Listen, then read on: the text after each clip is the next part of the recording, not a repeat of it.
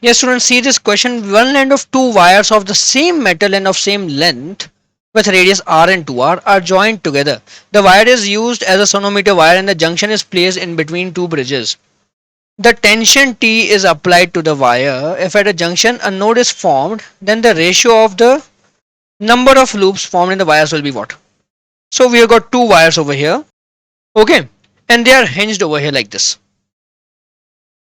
This wire has radius r and this wire has radius 2r. So what will be their linear mass densities mu1 and mu2 equal to? Now first of all, mu is equal to density times area of cross section. Okay, density is the mass per unit volume multiplied by area of cross section. So when you write mu1 by mu2, that will be equal to a1 by a2. So that will be equal to r square by 2r whole square, that is 1 by 4. Okay, so mu2 is equal to 4 times mu1. Now let's look at the velocities. So v is what? Wave speed is given by root of t by mu, but tension is same in both of them. So v1 by v2 will be equal to root of mu2 by mu1. So that will be equal to 2. Now let's check the fundamental frequencies. So fundamental frequency is given by v by 2l. So f1 by f2 will be equal to v1 by v2, that will be equal to 2. Okay. So basically f1 is equal to 2 f2. Now let's come back to this point. This will be a node, right? What is f1 f2? If I take just this wire and taking these 2 points as the nodes, then the fundamental frequency over here is f1. And if I take these 2 points as the node and look at this wire, then fundamental frequency is f2.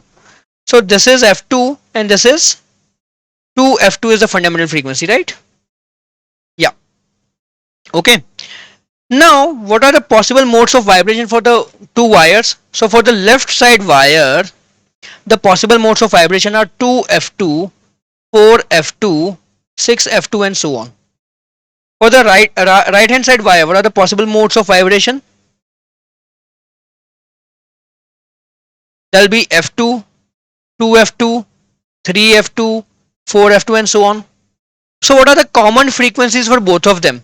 That is 2 f2, 4 f2, 6 f2 and so on, right? So basically the common frequency is given by the general method that you should know. Common frequency is given by LCM of f1 and f2. So that is equal to 2 f2. Simple. f1 is equal to 2 f2. So LCM of them is 2 f2. So fundamental frequency will be 2 f2. Okay. Now they are asking ratio of number of loops. So if this is vibrating at f2, sorry, if this is vibrating at if the system is vibrating at 2 f2, then 2 f2 is the fundamental frequency for this wire. So we will have just one loop over here.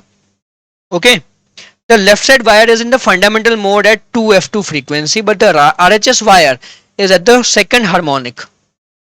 So it will be having two loops like this. Okay, so the ratio of the loops will be 1:2. Okay, option A.